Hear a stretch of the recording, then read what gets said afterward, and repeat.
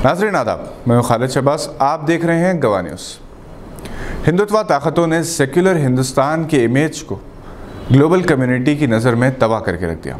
इससे एक सियासी जमात को फ़ायदा ज़रूर होगा, मगर आने वाले दिनों में आलमी बिरादरी न सिर्फ हिंदुस्तान का बाइकआउट कर सकती है, बल्कि इसके ख़िलाफ़ कई पाबंदियाँ आयद की जा सकती हैं। पहले मुसलमानों की इबादत गाहें और फिर तालीमी इदारों को निशाना बनाया जाता है, जिससे मुस्लिम दुनिया नाराज़ और कई अरब ममालिक ने इस पर आवाज़ भी उठाई। अब क्रिश्चियन मिशनरीज़ को निशाना बनाया जा रहा है, चर्चेस पर हमले किए जा रहे हैं। बेंगलोर के कई चर्चेस पर हमले हुए, स्कूलों को निशाना बनाया गया। ह्यूमन राइट्स ग्रुप की रिपोर्ट के मुताबिक अक्टूबर 2021 से सिर्फ 9 महीने में ईसाइयों पर तशद्दुद के 300 वाक़यात पेश आए।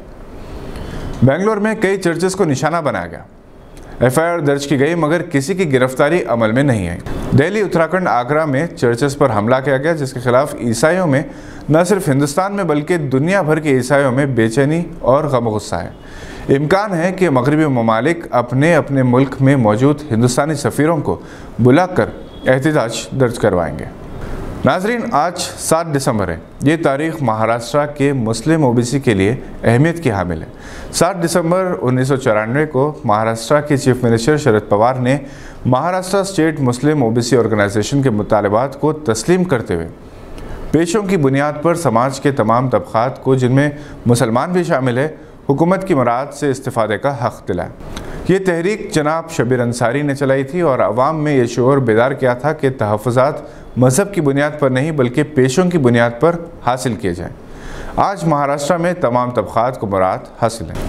बज़्म सरवर कौनैन सल्लल्लाहु अलैहि वसल्लम के ज़ेर एहतमाम एहतिजाजी जलसा तहफ़्फ़ुज़ नामूस रिसालत माब सल्लल्लाहु अलैहि वसल्लम ओ अज़मत सहाबा रज़ियल्लाहु अन्हुम अजमईन और नातिया ओ मनक़बत मुशायरा कामिल हॉल इहाता हुसामिया नौनिहाल हाई स्कूल याक़ूतपुरा में मुनक़िद हुआ।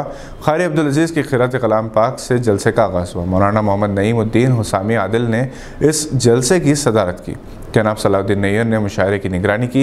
इस एहतिजाजी जलसे से खिताब करते हुए मुख्तलिफ मुक़र्रिरीन ने शान रिसालत सल्लल्लाहु अलैहि वसल्लम और सहाबाए कराम रज़ियल्लाहु अन्हुम की गुस्ताख सियासतदान साबिक़ा वसीम रज़वी, मौजूदा नाम त्यागी और हैदराबाद के शायर आगा सरोश की सख्त अल्फाज में मज़म्मत करते हुए इनके ख़िलाफ़ कानूनी कार्रवाई का मुतालबा किया। आगा सरोश और इनके जैसे शायरों का हिंदुस्तान के तमाम अदबी महफिलों से बाइकआउट करने का मुतालबा किया गया। मुमताज़ शायर जनाब सलाहुद्दीन नैयर, जिन्होंने सबसे पहले सरोश की गुस्ताखाना शायरी को मंजर आम पर लाया, इन्होंने मुस्लिम सियासी और मजहबी कायदीन और इदारों की खामोशी पर कड़ी तनक़ीद की। कई शुरा और दानिश्वरों ने खिताब किया।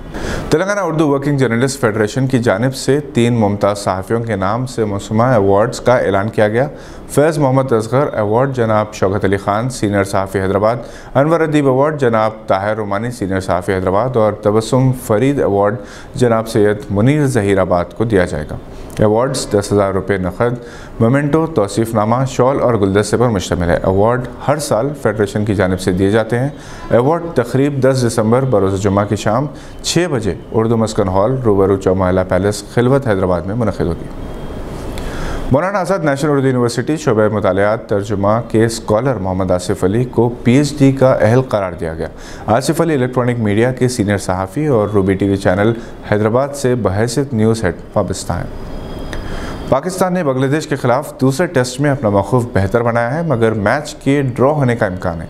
क्योंकि ख़राब मौसम और सिर्फ एक दिन का खेल बाकी है, बांग्लादेश ने दूसरी इनिंग्स में 7 विकेट पर 76 रन बनाए। आज का दिन साजिद खान का रहा, जिसने तबाहकुन बॉलिंग करते हुए 6 विकेट हासिल किए।